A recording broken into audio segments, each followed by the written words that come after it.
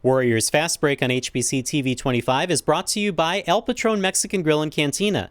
Their happy hour is Sundays through Thursdays, 3 to 7 p.m. Check out our Facebook page for details. Authentic and delicious El Patron.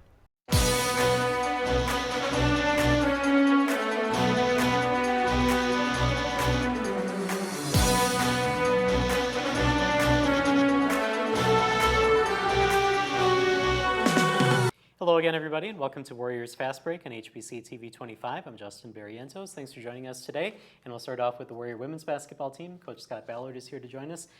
Thanks for joining us. And a split this weekend. Let's start with the win on Friday and Minnesota State. Talk about that game. 79-64. You had 4 players in double figures. How did you feel that game went? Well, the first half, I think we were up 2 at halftime, and we were not happy with our defense. We just felt like we turned them loose and had too many breakdowns defensively, but we got away with it because we shot a real good percentage from the field, and we were able to get the ball inside. And going into that game, we felt like it was important to control tempo because they're such a transition team, and you know, they're a good team. They've got some good wins over a couple of MIAA teams. They beat Missouri Western. They beat Missouri Southern. Both of them were at their place at home, and they had not lost a home game. They got a lot of talent. They got a good mix of, I think they got 5 seniors, and they got a very talented freshman class and some good players in between. So they have a lot of depth and they have a lot of balance, and they like to play fast and they like to shoot the 3. So we knew both games this weekend we were going to be dealing with a lot of speed and a lot of 3-point shooting, and people want to try to dribble drive you.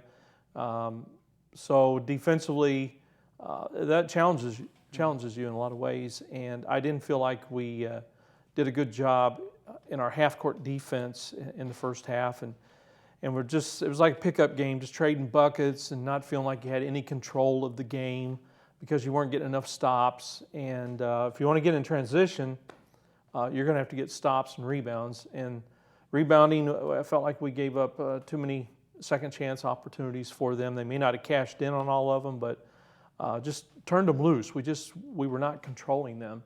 And the third quarter wasn't much different, but the fourth quarter, we had a really good fourth quarter, started getting stops. We opened up a close game to a 10-point lead, and then it got up to 18 because they started taking some quick threes and didn't hit them. And we finished the game well, you know, from the free throw line. And Jenny Tuttle had a great game. And but having balance, you know, with Hannah and Kayla and Tara and Jenny Tuttle, and our bench gave us some good minutes defensively, not a lot offensively, but we didn't need a lot of offense from the bench that night. So that was a good win for us. And you know, coming off of finals week, you know, people staying up late and being stressed out over final projects, papers, finals, all that kind of stuff. Sometimes they're a little bit more fragmented with their focus, and I felt like I've seen that a little bit in both games, but probably more so on Saturday's game. Do you feel that this is now kind of the best time of the basketball season because there are no academics that go along with it because you're in break now? I have mixed feelings about it. I think it's real important for the players to have structure and have a routine, and we only have one game this week on Saturday at Upper Iowa, but when you have all that free time during the day where you're used to being in class, you know, doing schoolwork, usually the freshmen don't handle it as well because they don't know how to handle that free time. And sometimes they stay up too late watching movies, you know, whatever, or sleep too late and be lethargic. So I think with some of them that are used to it, that they can handle it, but those that are going through it for the first time, I think it's real important for them to have routine and structure. And when you don't have that, you can kind of be a little bit fragmented there as well. So when we come back from Christmas, that's when we have that 2-week stretch where there's no classes. It's basically just lift and shoot and practice and watch film and try to fill in a lot of that free time with that kind of activity. All right, we got about 3 minutes left. Okay. Let's talk a little bit about the Concordia St. Paul game. Unfortunately, it was a loss, 66 to 59. What did you see in that game that you need to work on?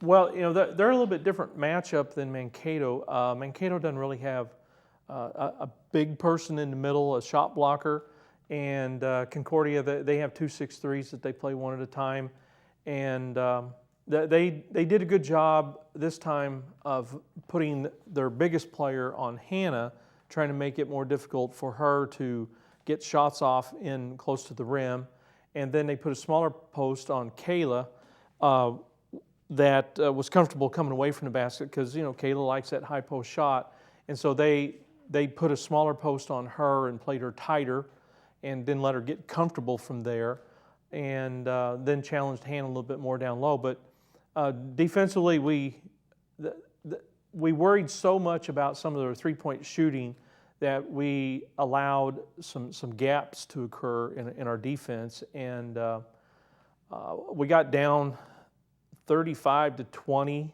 in the first half, or late in the first half. We were down 11 at halftime.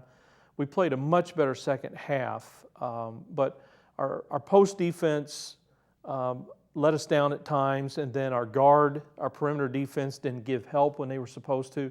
So I felt like we were very fragmented defensively. We had 4 or 5 charges that we drew in the second half compared to none in the first half. So we were starting to adjust to their personnel and their style of play, but they had some people that made some shots. Their big kid inside hit 2 threes and clock's running down. Had not attempted a 3 all year, but she hit 2 that night. That was the difference in the game. We missed 6 free throws. That could be a difference in the game. We got the game down to 1 possession. With 3 minutes to go in the game, we had 4 possessions in a row. We could have taken the lead. We just couldn't hit the shot. Tara missed a shot, Liz missed a shot, Tara missed a shot, and then Liz got the ball poked away from her from behind on a dribble for a breakaway layup, and then we were down 5. But we fought really hard to come back on the road against a good team like that, and to give yourself 4 chances to take the lead inside the last 3 minutes when you were down that much. We may have been tired. I feel like we could have done a better job of subbing so that the people that we needed in there, in the late stages of the game had fresher legs or were not as fatigued. But, you learn from every experience. You never know it all. And, so it was frustrating to lose that game. But I honestly feel like we lost the game in the first quarter. And everybody always thinks about the last possession, the last chance to take the lead or whatever. But the first quarter is where we lost the game. We had them down 10-2, and we go 6 minutes where we just score 1 point. So there's a lot of things to learn from it, and we will play them again in a month here. But they're a good team. They're 7-3. They have not lost at home. They have, if they're shooting the ball well from the perimeter, they got a big kid inside. The night before, they were 5 of 20 from three-point land against us. They were 10 for 28. So it was one of those nights they made shots, and we took some bad shots. We missed some good shots, and it was just enough of a difference. We didn't shoot the ball well enough to make up for how many defensive breakdowns we had, but it didn't feel like it. We ended up shooting better from the field than they did, but it was because of all the threes that they got, and every one of them felt huge when they went in because we were trying to make a run. All right, we need to take a break here on Warriors Fast Break. When we come back, we'll talk with Hannah McGlone. That's right after this. Join me, Justin Barrientos, your host for Warriors Fast Break on HBC TV 25, brought to you by El Patron Mexican Grill and Cantina. Each week, I sit down with Warrior men's basketball head coach Todd Eisner and women's head coach Scott Ballard as they talk about game results, upcoming games, and interviews with players, giving you an inside look at Warrior basketball. New shows debut Wednesdays at 4:30 p.m., with replays Tuesday through Saturday at 8 a.m. and 4:30 p.m., and before Warrior home games on HBC TV 25. Brought to you by El Patron Mexican Grill and Cantina. Warriors Fast Break on HBC TV 25 is brought to you by El Patron Mexican Grill and Cantina. They have the best Mexican food in town, authentic and delicious El Patron. And welcome back to Warriors Fast Break here on HBC TV 25. Hannah McGlone joins us again. Thanks for joining us. Thank you for having me. Yeah, let's talk a little bit about the games this weekend. The win against Minnesota State, the loss against Concordia. You heard what Coach had to say about the games. What did you think about the games? I definitely agree with him. It's one of those things where it's like you look back on it, and during the game you're not really noticing like the little mistakes, and then when you look back, like you can see on film where it's like, oh, there's another one, like that's a little one, like that one snowballed into this one. So it's kind of one of those things where it's like you wish you could play a perfect game, but you know you're not going to, but you definitely don't want it to snowball. And I think that's kind of what happened in the Concordia game. And then we kind of turned it around in the third quarter, but we just couldn't overcome that first half. So this weekend it's just one game. It's against Upper Iowa. You just played them not too long ago. Do you feel that it's better to play them this soon because maybe they haven't changed quite so much yet this season? Honestly, I'm not really sure. Like Coach kind of mentioned, they probably switched up their starting lineup to see what they have different or see what they can get changed to try to beat up some teams. But I don't know. I'm excited to play them again. It's nice that it's not a far trip, but it is still an away game.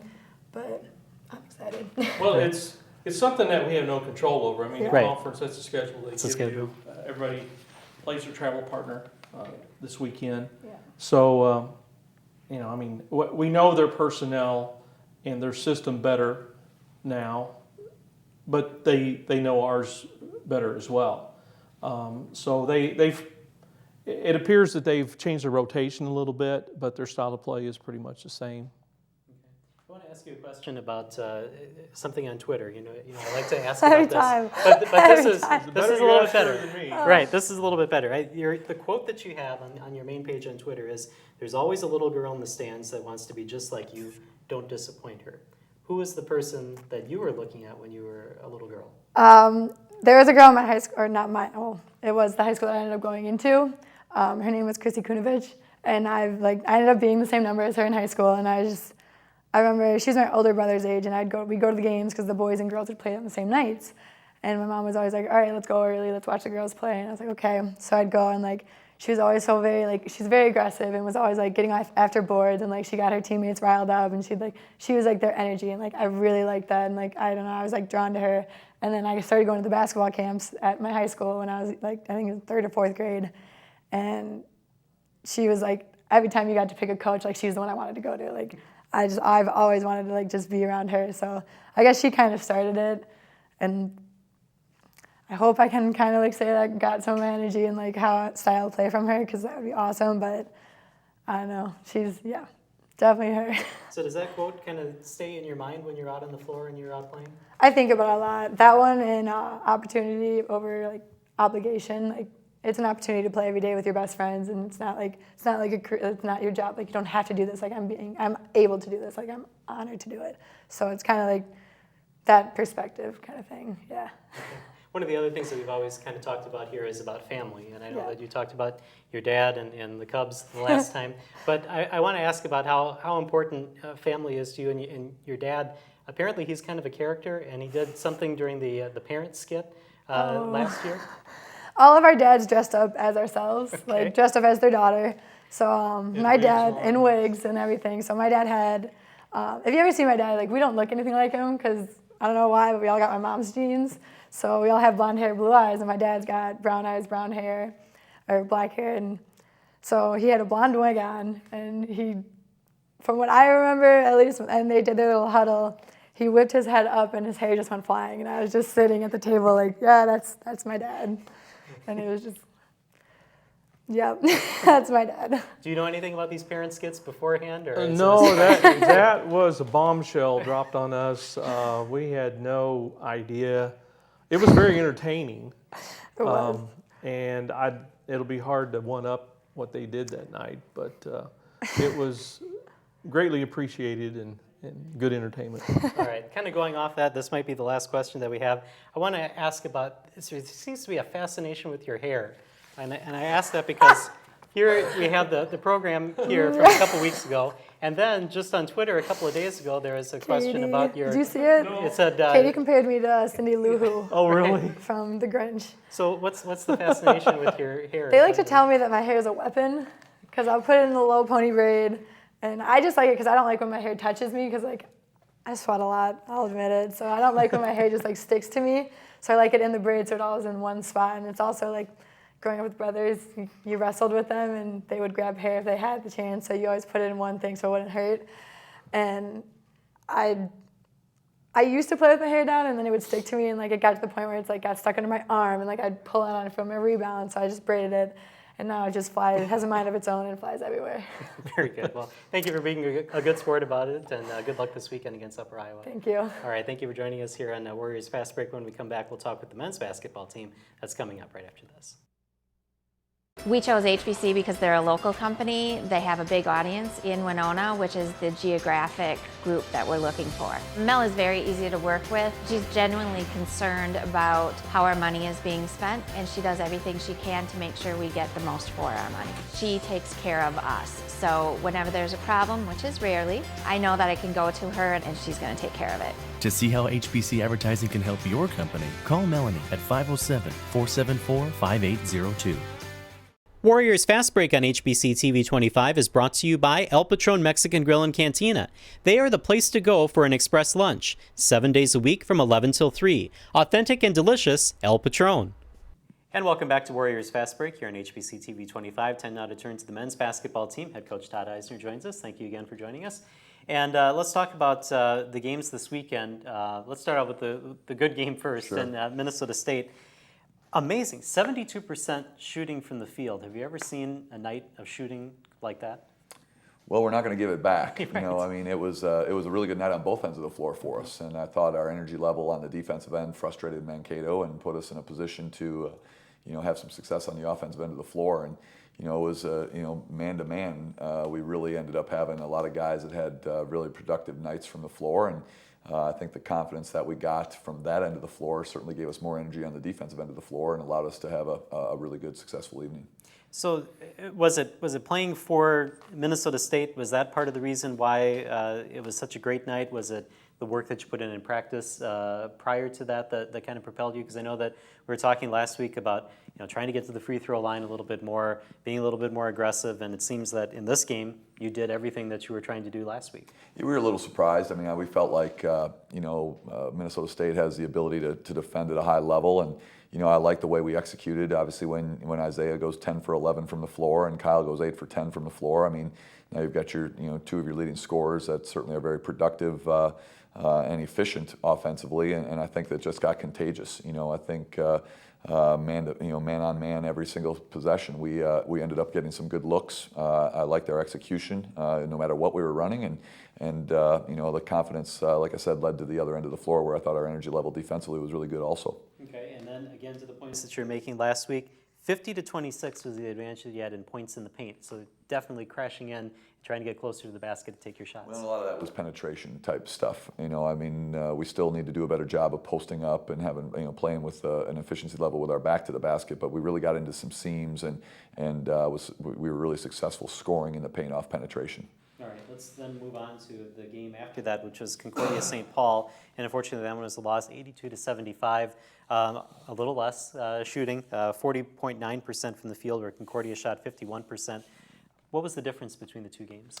Well, we needed to save some of those baskets from Friday night and carry them over to Saturday, but I think right now we're really struggling to put 80 minutes of basketball together. We're a little challenged right now with some injuries, and so our depth isn't as good, and so the energy level that we look for on the defensive end of the floor was not there. I mean, Concordia St. Paul is a solid team and have some weapons on the offensive end of the floor, and we didn't do a very good job of taking them away. So we allowed them to shoot 51% from the floor, go 10 of 19 from the three. Those are things we can't allow to happen if we want to have a chance to win on the road. And so I was really disappointed in our energy level on the defensive end. And I talked to our guys about this. A lot of times when you don't make baskets, your energy level transfers to the other end of the floor too. And I thought, it was basically a tale of two nights. Offensively and defensively on Friday night had great energy. Saturday night we really struggled to bring that same type of energy. Was any of that carryover still from being sick the previous weeks, or how healthy? You talked about injuries, but health-wise, as far as sickness, how has the team rebounded from that? I think fine that way. I think the flu bug is out of us. Now we're just dealing with some banged up guys. I mean, Charlie Kuntz missed the weekend with a hip injury. We got some good news on him today in terms of we were dealing with a hip injury and a possible sports hernia. As of right now, he does not have a sports hernia, so now it's a matter of just trying to rehab the labrum tear in his hip and give him a chance to hopefully get back and play for us yet this year and then deal with it after the season. Connor Flack's dealing with a knee injury that he's going to have to play with all year and have it operated on at the end of the year. And then Kyle and Riley both sprained ankles on Friday night, and the ability to come back and play on Saturday. I think they certainly gutted it out and tried to play through it, but I don't think they were 100% either. So we're just dealing with some things. Every team deals with it, and now it's just a matter of being good enough on that particular night. But in our league, the challenge of having to play back-to-back nights is difficult enough when you're healthy, and now when you're dealing with a 9-man rotation down to 8 with Chuck being out, and then a couple guys being banged up, it certainly limits your rotations. All right, and now this weekend and then the beginning of next week, you have an interesting kind of blip in your schedule here where you're going to have to play Upper Iowa on the road on Saturday and then come back and play them at home on Monday. Talk about that kind of oddity where you have to play teams back-to-back. Is that something that you kind of enjoy because you're going to be playing a team and kind of understanding the way that they play then on Monday after playing them on Saturday? Yeah, I mean, I think there's positive and negatives to it. Upper Iowa was nice enough to have some flexibility in their schedule and move our home game over Thanksgiving weekend to this coming Monday so that we could go play in that Kentucky Wesleyan tournament. They're hopeful to play in a tournament next year over Thanksgiving and have asked us to move the game also. It wouldn't be on that Monday right after we play them on Saturday, but we want to be flexible with them because they were flexible with us this year, so we certainly appreciate that. But the positive out of that is it'll be an easy scout for us on Monday because we saw them 48 hours previous. They're playing very, very well. They're 4-0. They play the same schedule we do because we're travel partners. So that, we're 1-3 against the teams that they're 4-0, and they really spread you out. They're really skilled offensively. They're playing at a really high level in terms of shooting the basketball, and got some very good perimeter players. And then they've got a couple post players that really understand their role and what they do. Jordan Hay was the South NSIC Player of the Year as a 6'6" post player, or Player of the Week as a 6'6" post player this year. So they're just very well rounded on the offensive end of the floor. All right, last question then. How do you handle this week as far as practice, knowing that you only have the one game on Saturday, then you got to play back on Monday, but also the fact that you're trying to rehab some injuries? Yeah, so yesterday we just did individual skill work. I mean, it's not ideal. We were hoping to really get a lot of a full week of practice, but Kyle and Riley and Corey with ankle injuries sat out yesterday. Connor Flack sat out with his knee injury. Chuck's obviously out, so there's 5 guys that are in our rotation, actually 5 starters that didn't practice yesterday. Kyle didn't practice today. Riley came back. Connor's still out. Chuck's still out. Corey's limited. So, I mean, we're down to 10 players for practice today. It'll be the same more than likely moving forward this week. So we're just going to have to piece it together and try to be as ready as we can for Saturday and Monday. All right, let's take a break here on Warriors Fast Break. When we come back, we'll talk with Kyle Bauman. That's coming up right after this. This is HBC Job Finder. Looking for a great job starting at $14 an hour or bored with retirement? First Student needs drivers now for the 2016-17 school year and for sports and after-school activities. No experience necessary, full training provided at no cost. Flexible shifts and available benefits make this a great part-time job. School starts September 6th, so apply online or call 507-961-2176. For more information on this job and others, log on to jobs.hbci.com. Warriors Fast Break on HBC TV 25 is brought to you by El Patron Mexican Grill and Cantina. Their happy hour is Sundays through Thursdays, 3 to 7 p.m. Check out our Facebook page for details. Authentic and delicious El Patron. And welcome back to Warriors Fast Break, joined now by Kyle Bauman. Thank you for joining us. And kind of go off what Coach Eisner was saying before about, well, you had the flu go through, and now you might be banged up a little bit with an ankle. Is it kind of getting to the point where you're thinking, boy, what's next for us this season? I guess not really. I mean, we can't make an excuse for ourselves. Like Coach said, we didn't bring it both nights. We can never string 80 good minutes of basketball together, and that's one of the things we really got to work on moving forward. Now, I understand the previous weekend when you were still battling the flu, you were actually battling it during a game. How difficult was it to be playing while you're still kind of chasing the effects of the flu? I mean, you get a little winded a little quicker, but other than that, I mean, it doesn't affect a whole lot other than just not being full energy like we need on both ends, but other than that, it's not terrible. Okay, now you're a senior, so let's talk a little bit about the matchup against Minnesota State. Obviously, you know the history and all the things that have gone on between Winona State and Minnesota State. Talk about getting that win on the road at Minnesota State. Yeah, I guess it's one of those games you always circle on the calendar every year. You always look forward to it. You always are jacked to play. I mean, you're always ready to go, especially when that, you're going in their place. It's a nice arena, and the fans are going to be there and be loud. So it's always one of those games you're always ready for. And we came out and played, like Coach said, with a lot of energy on defense, and made a lot of shots, and that also helped a lot. So. Although it's a game that you circle on the calendar, do you also try to guard your players and say, hey, don't worry that it's Minnesota State, just take this as any other game? I didn't even bring it up at all, and maybe that's me just being, new yet, and that I certainly have heard about the rivalry. I like Matt Margenthaler a lot, and so, to me, our rival is whoever we play next. And so I don't get too caught up in, let's have more energy today because it's Minnesota State than we would on Saturday. As soon as Friday night was over, and by the time we got back to Winona, my rival was Concordia St. Paul. And so, I'm nuts enough where, I don't care who we play. I want to do whatever we can to prepare and then play, the best we can. And if that means I have 15 main rivals, that don't like Winona State, that's fine by me. I mean, that's just the way I'm wired. So, I appreciate the significance of it to the people around here. To me, it's 2 games out of 22 in the league that we are hoping to play well in all of them. All right. Let's talk about another thing that kind of happened this season. Coach was away recovering from surgery, and so you had Zach Malvick on the bench. Talk about kind of the difference in style between Coach Malvick, Coach Eisner, and how you guys were able to get through the first couple games of the season.